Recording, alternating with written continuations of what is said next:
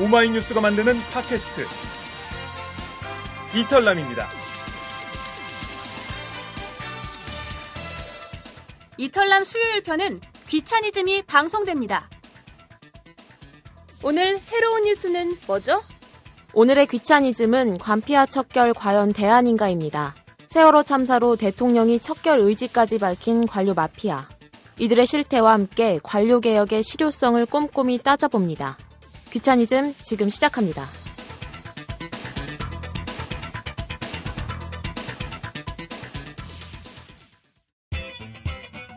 경제 뉴스가 어려운 분들, 귀를 열고 찬찬히 들어보면 경제가 쉬워집니다.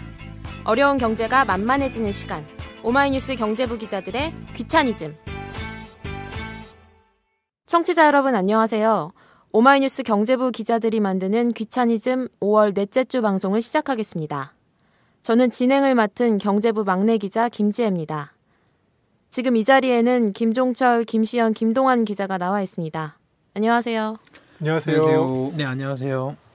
저는 청취자분들께 정말 오랜만에 목소리 들려드리는 것 같은데요. 지난주에 저와 김동환 기자가 세월호 특별 취재팀의 파견을 나가서 자리를 비웠었는데요. 김종철, 김시현 선배 두 분이 잘 채워주셨더라고요. 두 분이서 하니까 어땠나요? 저는 정답고 좋았는데 어땠나요? 네. 정답 왔습니다. 네. 근데 원래 4명이 하는 걸 2명이 하려다 보니까 되게 빡세더라고요. 정말. 예.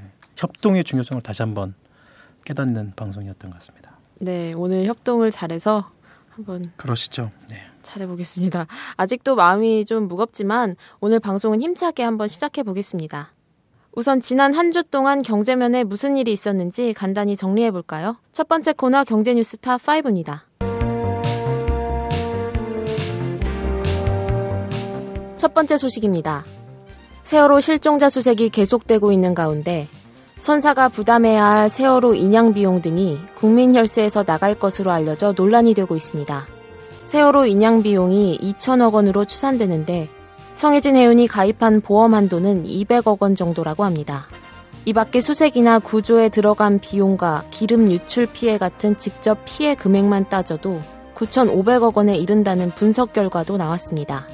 정부는 일단 대신 지급한 뒤 청해진 해운과 유병헌 전 세모그룹 회장 쪽에 구상금을 청구할 방침인데요. 지금까지 검찰이 파악한 유 전 회장 재산 규모는 2,400억 원 정도라고 하니 국민 혈세가 나가는 건 불가피해 보입니다.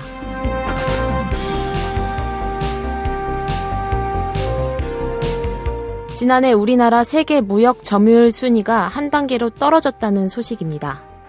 세계무역기구가 발표한 순위에서 중국, 미국, 독일, 일본, 프랑스, 네덜란드, 영국에 이어 8위를 달리다 홍콩에 자리를 내줬는데요. 순위가 떨어진 건 1998년 외환위기 이후 처음이라고 합니다. 지난해 수입액이 5,156억 달러로 0.7% 정도 떨어진 게 원인입니다. 지난해 경상수지 흑자가 컸던 것도 수출이 많이 늘어서가 아니라 수입이 줄었기 때문이라고 하네요.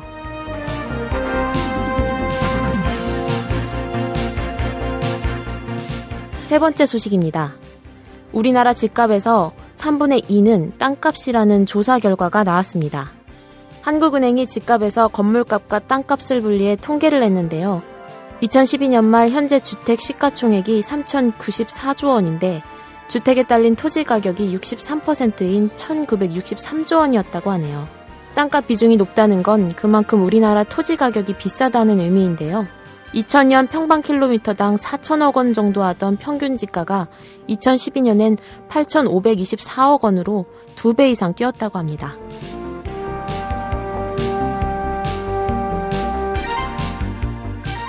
국민은행 집안 싸움이 점입 가경입니다. KB금융지주와 국민은행 사이에 갈등이 커지면서 금융감독원이 19일 전면 감사에 착수했다는 소식인데요. 내부 전산 시스템을 교체하라는 이사회 결정에 이건호 은행장과 정병기 감사위원이 맞서면서 문제가 불거졌습니다. KB금융지주는 시스템 교체에 문제가 없다는 입장이어서 검사 결과에 따라 큰 후폭풍이 예상됩니다.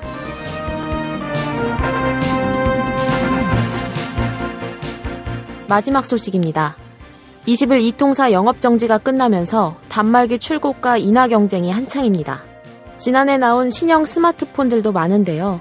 90만 원대 LG G2는 69만 원, 갤럭시 S4 액티브는 50만 원대로 떨어졌습니다. 갤럭시 노트 3도 협의하고 있는데 불법 보조금을 감추려는 눈속임이란 지적도 나오고 있습니다. 실제 갤럭시 노트 2는 일부 커뮤니티에서 할부 원가가 0원에 나와 불법 보조금 논란도 일고 있습니다.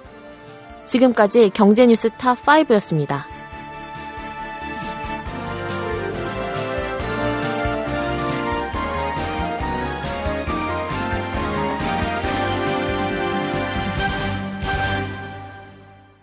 한 주간의 탑5 뉴스 모아봤는데요. 이 중에서 주목할 만한 뉴스는 어떤 거였나요? 단말기 가격 좀 관심이 많으실 것 같은데요. 사실 90만 원 하던 단말기가 거의 50만 원 더 떨어졌으니까 지금 1년도 안 돼서 한 30만 원이 떨어진 건데요. 그만큼 이제 단말기에 거품들이 많이 끼어 있었다는 증거가 되겠죠. 그리고 또 LG전자에서는 또 이번에 아예 새 단말기를 20만 원대에 내놨습니다. 그리고 지난주에 나온 펜텍이나 소니 제품도 70만 원대에 나왔고요. 이제 앞으로 이제 고가 90만 원 넘어가는 이제 고가 단말기 시대는 이제 끝났다고 봐야 되겠죠. 네, 그리고 국민은행 소식이 있었는데요. 국민은행이랑 지금 지주사가 힘겨루기를 하는 걸로 보입니다. 국민은행 시스템은 지금 IBM 메인 시스템이라는 걸 쓰고 있고요.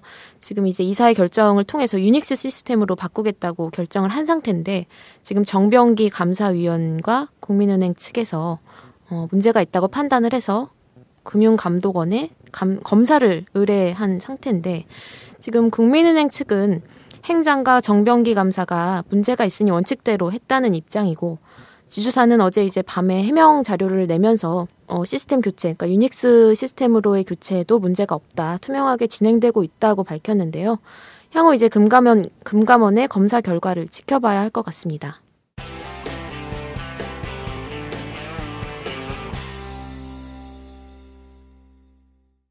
이번 시간은 김종철의 경제미디어 비평 시간입니다. 이번 주에는 박근혜 대통령의 대국민 담화를 보도하는 신문들의 모습과 함께 이건희 회장의 건강을 둘러싼 논란 등을 짚어보겠습니다. 오늘 화요일 아침자 신문들을 보니까요. 거의 모든 신문들에 박근혜 대통령 사진이 실렸던데요. 네. 저도 오늘 아침에 기자실에서 한 신문 20개를 이렇게 쭉 펼쳐봤는데요.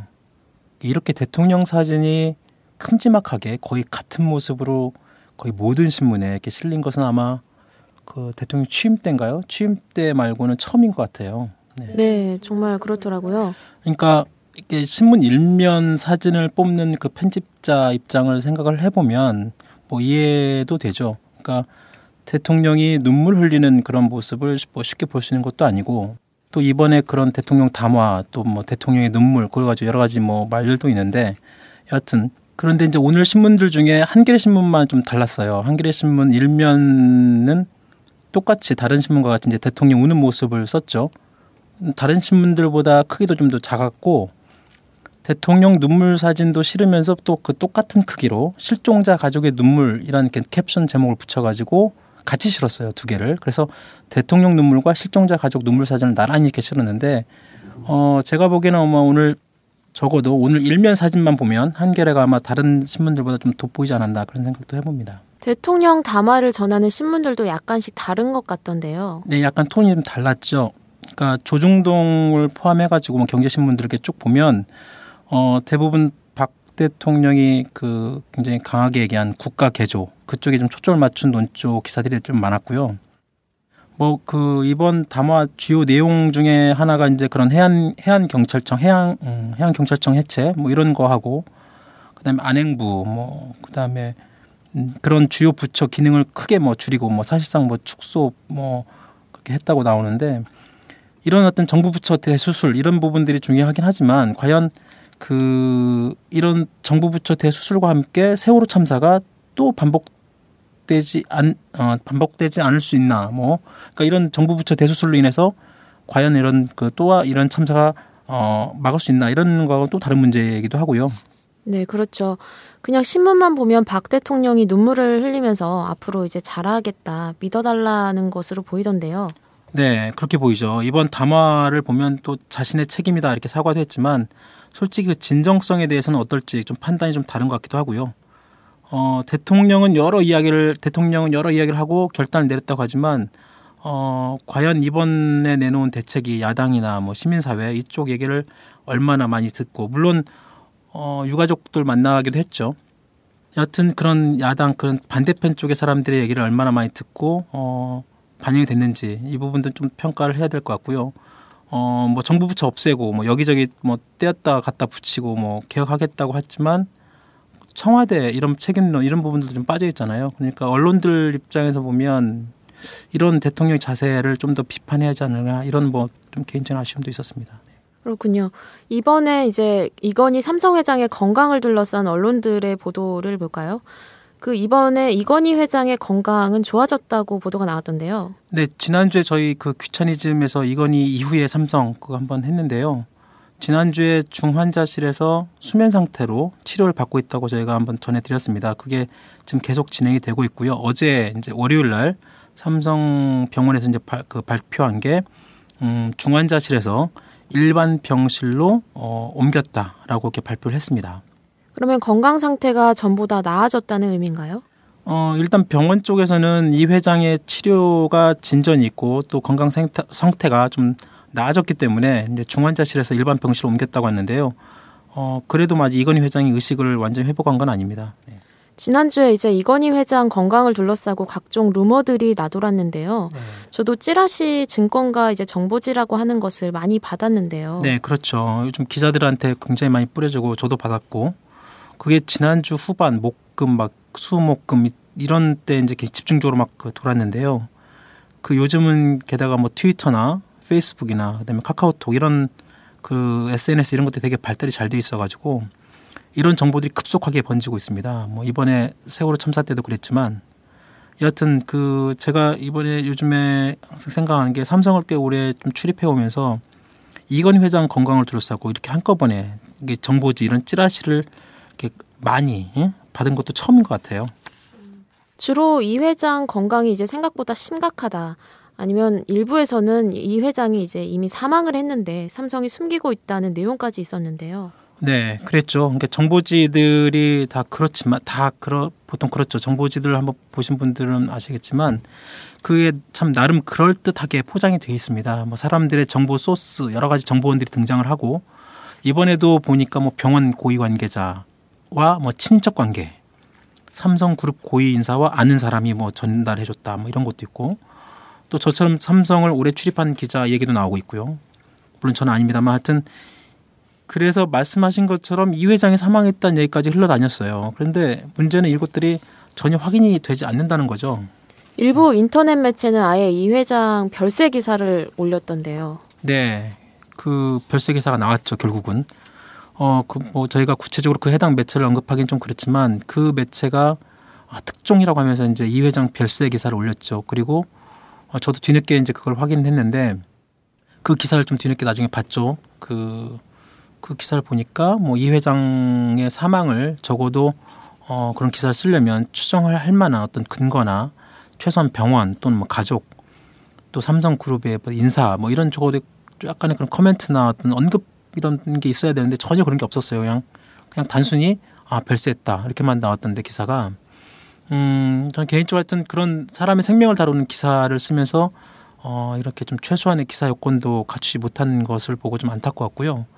문제는 이제 그 내용이 트위터나 카톡으로 굉장히 급속하게 확산이 됐어요. 그래서 저도 뭐 기사를 쓰면서 저한테도 뭐 엄청나게 전화를 하고 확인 전화도 하고 막 그랬는데 물론 저희들도 이제 출입 기자니까 당연히 그런 여러 경로를 통해 또 확인을 해야 되잖아요. 그래서 우리도 그 기자들도 최종적으로는 그 확인이 안 됐지만 이제 결국 월요일에 어제 삼성이 이제 해당 매체를 상대로 정정보도 청구서를 보냈다고 하더라고요. 그리고 또 어제 삼성병원 쪽에서 서울병원에서 이제 이 회장의 건강 상태를 다시 한번 또 오픈을 하고 일반 병실로 옮겼다. 그러면서 이제 지금 정보지는 뭐 거의 유통이 좀 안 되고 있는데 또 언제 또 유통될지 또 모르죠. 뭐. 네, 사람의 생명을 다루는 기사인데 좀 더 신중하게 접근해야 하지 않을까 싶은데요. 그렇죠. 항상 기자들이 그런데 이게 이건희 회장이 됐든 또 일반 어떤 사람이 됐든 간에 언론에서 어떤 사람의 생사를 함부로 단정지었을 때는 정말 신중해야죠. 그래서 물론 이건희 회장이 그 차지하는 어떤 위치나 뭐 우리 경제적인 어떤 위치 그리고 그 아무래도 이건희 회장이 이제 그 공인으로서의 어떤 위치 이런 것들을 감안하면 삼성이나 또 서울병원 쪽에서 이 회장의 건강 상태를 좀 더 투명하게 알릴 필요는 있습니다. 물론 뭐 어떤 환자도 자신이 어떤 그 치료 받을 권리가 있고 또 그 치료 내용이 언론에 알려져야 할 의무까지 있는 건 아니죠. 그래서 물론 이 회장의 사회적 공인이긴 하더라도 그 삼성이나 삼성 서울병원 쪽에서 아마 그 이 회장의 어떤 그런 그 건강 상태를 좀 더 투명하게 알리는 것이 이런 정보지 이런 각종 루머를 좀 더 적극적으로 차단할 수 있는 그런 방법이 아닌가 그런 생각도 좀 해봅니다. 네, 세월호 참사 때도 그랬지만 언론들이 정말 사람의 생명을 다루는 기사를 쓸 때는 100번 신중을 기해도 과하지 않을 것 같습니다. 지금까지 김종철의 미디어 비평이었습니다.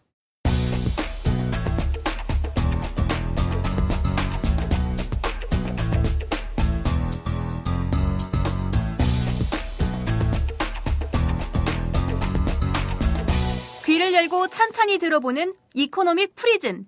오마이뉴스 경제부 기자들의 귀차니즘. 마지막 코너는 한 주간 가장 핫한 뉴스를 파헤치는 이슈 뽀개기 시간입니다. 오늘 이슈 뽀개기는 최근 세월호 사건으로 주목받고 있는 관피아 얘기입니다. 김도환 기자, 박근혜 대통령이 월요일 아침에 대국민 담화에서 공식 사과와 함께 관피아 척결에 대한 단호한 의지를 밝혔죠. 박 대통령은 지난 19일 세월호 참사 대국민 담화에서 모든 책임은 저에게 있다면서 일단 인정을 했습니다. 그러면서 세월호 침몰은 오랫동안 이어져온 민관 유착에서 온 재앙이라고 강조를 했습니다. 이번 사건의 진상조사 과정에서 세월호 운항을 둘러싸고 여러 감독기관들이 그동안 좀 현장 관리를 부실하게 해왔다는 것들이 드러났었는데 사실상 이런 점들을 사건의 주요 원인 중 하나로 지적한 셈입니다. 관피아라는 단어를 직접 쓰기도 했는데요. 생소한 분들 계실 것 같습니다. 무슨 뜻인가요? 네, 관피아는 이 관료와 범죄 조직을 뜻하는 마피아라는 말을 합친 말입니다. 감독 업무를 하는 공직에 있다가 퇴직 후에 감독을 받는 민간 기관에 재취업하는 공무원들을 요즘 이렇게 부르고 있습니다. 이 사람들은 아직 현직에 있는 후배 관료들이죠. 후배 관료들과 이제 은밀한 커넥션, 어떤 관계 같은 것들을 형성하면서 당국의 규제나 감독을 무력화시키는 일이 잦기 때문에 여야를 가리지 않고 질타의 대상이 되고 있죠. 사실상 세월호 사고 원인을 관피아로 규정하고 이제부터는 철저하게 관리를 하겠다는 얘기를 한 거네요. 그렇습니다. 이날 담화에서는 이와 관련한 구체적인 내용들도 이렇게 나왔습니다.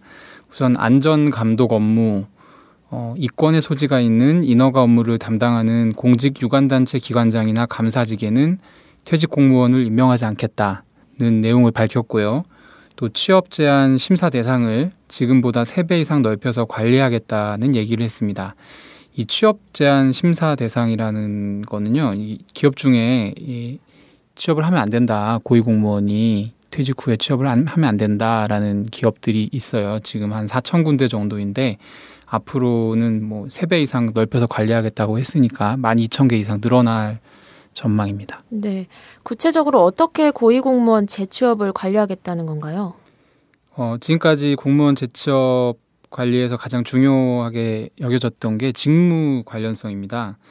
이제 예전에는 소속 부서를 주로 봤죠. 그러니까 관련 소속 부서에서 일을 하다가 그 소속 부서와 관련된 민간 기업으로 재취업하는 거를 막는 방향으로 이제 했었는데 박 대통령이 대국민 담화에서 밝힌 거는 소속 부서만 보는 게 아니라 앞으로는 소속 기관을 보겠다.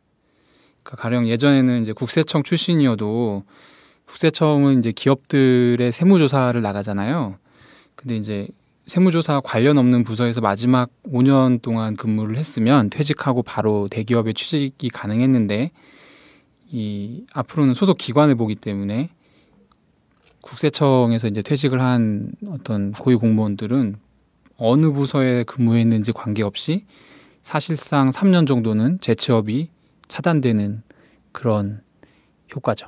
네, 그렇군요. 법적으로는 어떻게 보완을 하겠다는 말을 했나요? 일단 정부 입법으로 고위공무원 취업 이력 공시제도를 마련하겠다고 했습니다. 이 말 그대로 고위공무원이 퇴직 후에 10년 동안 어디에 취업했는지 국민들이 알 수 있게끔 하겠다. 이게 이제 제도 취지인데요. 이와 아울러서 국회에는 이미 제출한 그 부정청탁 금지법이라는 법이 있어요. 일명 김영란법으로 불리는 법인데요. 이 법을 빨리 좀 처리를 해달라. 이렇게 이제 대국민 담화에서 부탁을 했죠. 공무원들이 좀 긴장을 할 것 같은데 반응은 어땠나요? 저희가 어제 다른 기자들도 했지만 이제 공무원들 반응, 특히 이제 고위직들 반응을 좀 들어봤잖아요. 그리고 전화를 좀 돌려보고 만나기도 하고 그랬는데 이게 보니까 대체로 박 대통령의 발언이 생각보다 좀 셌다라는 거였고, 그리고 일정 부분 어떤 관료 개혁 이런 방향에 대해서는 뭐 대체로 뭐 지금 분위기상이라도 이렇게 좀 수긍하는 분위기였는데, 일단 그 일부 뭐 인사들, 그러니까 일부 공무원들 보면 좀 아쉬움도 토로를 했어요. 예를 들어서 뭐 퇴직 공무원들이 마치 뭐 모든 비리의 온상인 것처럼 이렇게 국민들이 비춰질 것 같아서 좀 그런 게 좀 아쉽다라는 얘기도 하고 그랬습니다. 어떤 점이 아쉽다는 건가요? 그러니까 이제 그런 거죠. 이게 퇴직 공무원 한두 사람의 과연 이것이 과연 잘못인가? 마치 이제 퇴직 공무원만 문제, 이런 퇴직 공무원이 다른 사기업으로 다시 뭐 진출하고 또 그 사기업과의 어떤 유착 이런 것들만 잘만 막으면 모든 것이 해결될 것처럼 하여튼 그렇게 보이는. 그래서 어떤 경제부처 한 국장 말로는 정말 장기적으로 이 공직자들도 어떤 소명의식, 그런 책임의식을 갖도록 그렇게 좀 정부가 좀 분위기를 만들어줘야 하지 않느냐, 뭐 이런 얘기도 했고요. 또 다른 사람은 그러니까 대통령이 말한 대로 어떤 민간의 이제 공직 개방도 얘기했잖아요. 민간의 공직을 개방할 경우에 그런 어떤 민간의 어떤 그 사익 추구가 공익적인 부분에 좀 더 확장되거나 영향을 더 미칠 수 있다, 뭐 이런 얘기도 하고 그랬습니다. 관피와 척결이라는 방향은 맞을지라도 방법이 적당한지를 놓고는 좀 의견이 갈리는 것 같은데요. 그렇죠. 그러니까 박 대통령 어제 담화를 보면 마치 이제 퇴직 공무원들이 문제고 관피와만 척결되면 어느 정도 좀 다 뭐 될 수 있을 것처럼 얘기를 하지만, 사실 이번에 나온 내용들을 제대로 하려면 정말 세부적으로 조율할 게 되게 많습니다. 그래서 어제 한 국장 얘기로는 정말로 대통령이 이렇게 뭐 세게 강하게 얘기를 했지만 과연 야당이나 시민사회 쪽 이런 얘기들이 얼마나 듣고 했는지 자기는 잘 모르겠다, 뭐 이런 얘기도 하고 그러더라고요. 야권이나 학계에서는 이번 대통령의 관피와 척결 방안이 진정성이 없다는 평가를 내놨던데요. 네, 그렇죠. 어제도 그랬고 오늘 뭐 또 야당 쪽 반응이 들어보면 그렇던데요. 그러니까 박 대통령이 명운을 걸겠다, 뭐 이런 표현까지 쓰면서 정부 출범 이후에 지금까지 해온 것들을 뭐 쭉 보면 과연 박 대통령의 명운을 걸겠다 이런 것들이 진정성이 있느냐라는 생각이 좀 들고요. 어제 아까 김영란법, 우리 김동완 기자도 얘기를 했지만 조국 교수나 노회찬 전 정의당 대표가 소셜 네트워크 SNS를 통해서 얘기한 게, 그러니까 박 대통령이 국회에 좀 빨리 처리를 요청한 그런 김영란법에 대해서도 문제가 있다고 했어요. 그러니까 김영란법이 마치마 그 법만 통과되면 그런 관료와 어떤 민간 사이의 어떤 그런 것들이 잘 될 것처럼 얘기를 하지만 그것도 문제가 있다, 이렇게 얘기를 하고 있죠. 네, 어떤 내용이었죠? 그러니까 이제 김영란법이 김영란 전 대법관이죠. 대법관이 이제 국민권익위원장 때 2012년 8월에 내놓은 법안인데요. 정확한 명칭은 부정청탁 금지 및 공직자의 이해충돌 방지법이에요. 그러니까 공직자가 이제 돈이나 향을 받으면 대가성, 지금 대가성을 입증을 해야 되는데 대가성이 없더라도 그냥 돈이나 향 받으면 처벌하고, 또 부정한 청탁은 청탁만 있어도 곧바로 과태료를 부과하겠다, 공무원한테. 지금은 대가성 입증 때문에 대가성 입증이 안 되면 처벌을 못 하는 겁니다. 최근에도 작년에도 뭐 어떤 공무원이 6천만 원인가 8천만 원인가를 받았는데 그게 최종 대법원에서 무죄 판결 난 이유가 대가성을 입증을 못했기 때문에 결국은 무죄 판결 났다는 거예요. 그래서 이 김영란법이 제대로 된다고 하면 그런 대가성과 상관없이 공직자가 어떤 공직자의 위치에서 그런 돈, 청탁 이런 거를 받게 되면 무조건 처벌하겠다, 이런 내용들이죠. 근데 이제 이게 작년 8월 달에 박근혜 정부가 출범하면서 이 법을 일부 손을 봤죠. 그래서 그 대가성 이런 부분들이 좀 빠지면서 이게 이제 그 이 법이 과연 실효성이 있나 이런 얘기까지 나오기도 있고 그렇죠. 네. 정확하게 어떤 부분이 약화가 됐나요? 그러니까 이제 그 아까 말씀드린 것처럼 공직자가 금품이나 향응을 받으면 그 직무 관련성, 지금은 대가성, 직무 관련성 이걸 연결해야 되는데 직무 관련성 불문하고 원래 그 김영란법에는 그 형사처벌할 수 있도록 돼 있는데 그 박근혜 정부가 이 직무 관련성이 있는 경우 이 부분을 갖다가 제한을 했습니다. 이렇게 되면 직무 관련성을 입증해야만 처벌이 가능하기 때문에 이게 만만치 않은 거죠. 그래서 노회찬 전 대표가 이거는 김영란법이 아니라 박근혜 박자를 따서 박영란법이다 이렇게 뭐 비꼬기도 했는데요. 글쎄요. 하여튼 법이 분명히 후퇴한 건 사실입니다. 네. 저도 진정성이 중요하다고 생각하는데요. 이 진정성을 보려면 평소 이 정부가 어떤 생각을 가졌는지 따져볼 필요가 있습니다. 사실 관피아 중에서 가장 많이 주목받았던 게 이제 뭐 모피아라든지 금피아, 금융계 금피아가 많이 문제가 됐었는데 정부가 세월호 사건 전에도 그 금피아 대책을 내놨지만 사실 비판을 많이 받았잖아요. 그렇죠. 우선 금피아는 금융감독원과 마피아의 합성어인데요. 금감원 출신 낙하산 인사를 뜻합니다. 오는 7월부터 금피아를 잡는다고 공무원 재취업 심사 강화안을 내놨었는데 거기에 각종 협회나 중앙회 그리고 결재원 같은 것은 포함되어 있지 않아서 반쪽짜리 대책이라는 비판을 샀었습니다. 만약에 세월호 사건이 없었다면 아마 이렇게 반쪽인 채로 그냥 진행되었겠죠. 올해 3, 4월만 해도 이제 금융감독원이나 이제 감사원에서 은행으로 재취업을 많이 했죠. 그렇습니다. 지난해 12월 이후 국내 이제 8개 은행 그리고 4개 보험사, 2개 카드사의 금융감독기관 관련 공무원들이 대거 감사로 자리를 잡았습니다. 이기현 전 금감원 부원장보는 여신협회 부회장으로 갔고요. 김광식 전 금감원 기업공시국장은 하나은행 감사로 갔고 김성하 전 신용감독국장도 신한카드 감사로 갔습니다. 특히 지난 3월엔 이서구 금감원 감사실 국장은 재직 중에 이제 대구은행 감사로 내정되기도 했는데요. 당시에 금피아 논란이 일자 뒤늦게 자리를 고사하는 걸로 마무리가 됐죠. 그 무엇보다 담화문 발표 나흘 전인 15일에 발표됐던 청와대 참모진 인사에서도 좀 관피아 척결을 향한 어떤 진정성을 찾아보기가 좀 어렵다는 지적들이 있었습니다. 대형 법무법인 출신 인사들이 대거 중용됐죠. 네, 이게 회전문 인사에 대한 비판도 그 담화문에 담겨 있었는데 이 참모진 인사가 전형적인 회전문 인사라는 평을 듣고 있어요. 그 공직에서 퇴직한 이후에 억대 연봉을 받으면서 이제 법무법인으로 스카웃됐던 사람들이 청와대 핵심 인사로 대거 다시 이제 들어오게 되면서 어떤 대통령이 강조했던 그런 관피아 척결하고는 좀 결이 다른 행동이 아니냐 이런 얘기들이 나왔죠. 예, 이번에 그 대형 법무법인이라고 썼지만 거기가 김현장 아니에요? 김현장도 있고 네. 태평양도 있고 네, 뭐. 그 출신 쪽에 그러니까 법관이었다가 김현장에 갔다가 다시 또 청와대로 들어가는 그러니까 회전문 인사라는 전형적인 그러니까 특히 이 법무법인들 그렇게 김현장, 태평양, 광장이라는 여러 가지 우리나라 3대 법무법인들 이 사람들도 참 만만치 않은 권력 중에 하나입니다. 특히 김현장 같은 경우에. 네. 청와대발 낙하산 논란도 이제 같은 맥락으로 바라볼 수 있는 문제죠. 이게 관피아의 핵심이 뭐냐면 그 일단 자기 식구, 자기 밥그릇 챙기기로 원래는 그 기관이 해야 하는 일인데 그거를 제대로 못할 때 문제가 발생하는 거거든요. 근데 이런 관점에서 봤을 때 사실 가장 비판받아야 될 사람 중 하나가 바로 박근혜 대통령입니다. 왜냐하면 이제 뭐 자료가 말해주고 있어요. 박근혜 정부 출범 이후 지금까지 선임된 공공기관장이 총 153명인데 그 중에 이제 그 직무와 별 관련이 없는 어떤 상급 부처나 정치권 인사, 대통령 측근 뭐 이런 사람들이 이제 낙하산으로 내려간 경우가 전체 49%거든요. 75명이 이제 이런 케이스에 해당이 됩니다.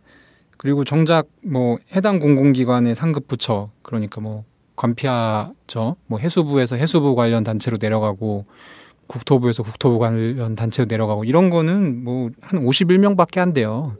그러니까 진짜 좀 문제가 되는 거는 오히려 그 대통령이 지금 낙하산 인사를 전혀 개선을 하지 않고 있다. 이 점이 사실 지금 관피아 비판하는 논리로 보면 더 문제죠.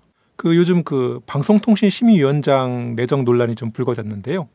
그 박효종 서울대 윤리교육과 명예교수가 이제 내정이 됐는데 이 사람이 그 뉴라이트 출신의 이제 친박 인사로 꼽힙니다.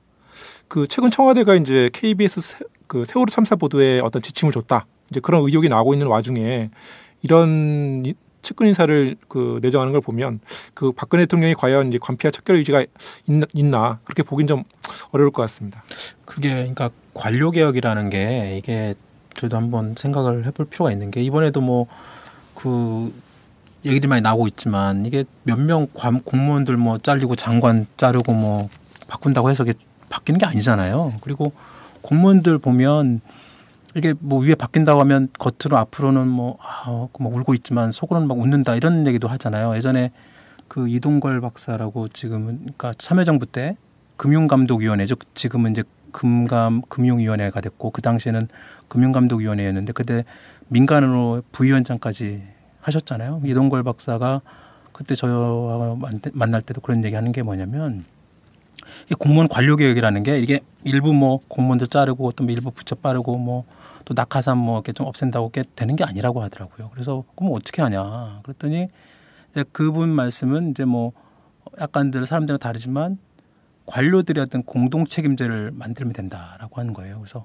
공동 책임제라는 게 아직 크게 뭐 이슈화 되진 않았지만, 그러니까 어떤 사안에 대해서 책임을 같이 지게 하는 거죠. 그러니까 뭐 어떤 사안이 됐든 어떤 뭐 프로젝트가 됐든 아니면 어떤 뭐 정책이 됐든, 그래서 뭐 그 정책 문제가 생기면 그 해당 관련된 뭐 장차관이 됐든 아니면 뭐 부처 국장이 됐든 과장이 됐든 같이 함께 공동 책임을 묻고 또 같이 그에 대한 어떤 그 인센티브나 아니면 그런 거 묻게 되면 공무원들이 위아래로 철저하게 뭐 이렇게 안 한다는 거죠. 그래서 그런 것들이 우리나라 제도적으로 전혀 뭐 준비가 안 돼 있고, 그래서 이동걸 박사도 자기도 그 직접 민간에다가 그런 관료 사회를 체험을 해보니까 이게 뭐 민간 한두 명 집어넣고 아까 뭐 민간 개방도 나오잖아요. 민간 개방 그다음에 뭐 그게 한두 명 민간 개방하고 뭐 사람들 뭐 자르고 그렇게 해서는 절대 안 된다. 뭐 이런 얘기도 하더라고요.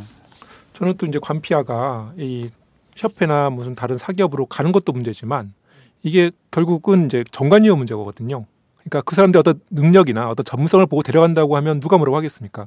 근데 그 사람들 데려간 고위 공직자를 데려간 이유는 그 사람들이 데려갔을 때 여러 가지 이제 관과 관련된 일에서 좀 뒤를 봐줄 수 있는, 그렇죠. 어떤 그런 걸 이제 기대하는 심리가 강한 거죠. 전관 예우, 그렇죠. 그래서 그 사람들한테 꼭 그에 걸맞는 그 일을 맡기죠. 그래서 뭐 속칭 뭐 이미 다 많이 알려진 얘기들이지만 국세청이 됐든 특히 이런 그 권력기관들에서 뭐 국장이나 이상 고위 관리를 했던 사람들한테 꼭 그런 해당 법무법인이 됐든 그런 사람들 뭐 고문자료 다 데려가잖아요. 1년에 연봉 뭐 몇 억씩 주면서. 그러니까 이 사람들한테 몇 억씩 주더라도 이 사람들은 그만큼의 일을 하는 거죠. 가서 자기 밑에 있는 후배가 지금 해당 뭐 정책을 위반하고 있으면 그 로비리스트로 되는 거죠. 거의.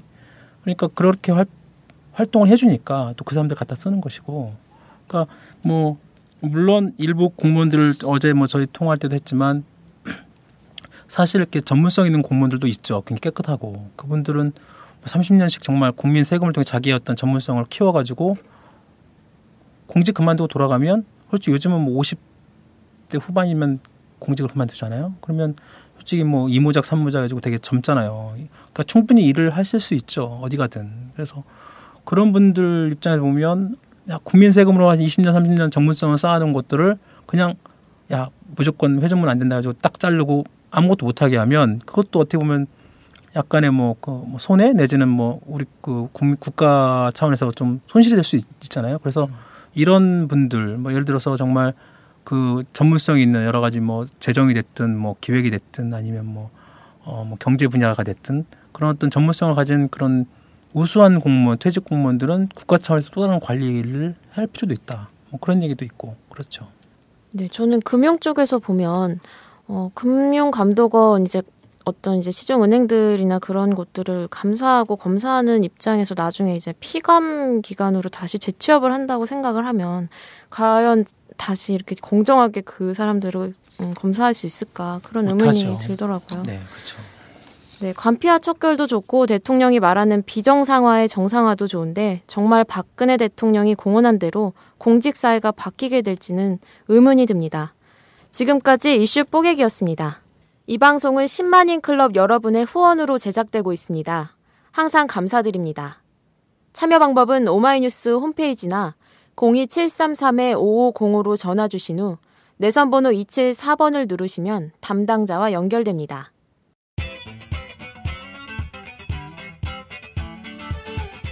이탈남 시즌3 수요일 순서 경제부 기자들이 만드는 귀차니즘 5월 넷째 주 방송을 이것으로 마치겠습니다. 지금까지 진행의 김지혜, 출연 김종철, 김시연, 김동환, 제작은 최인성이었습니다. 저희는 다음 주에 더 쉽고 재밌는 경제 이야기로 다시 찾아오겠습니다. 감사합니다.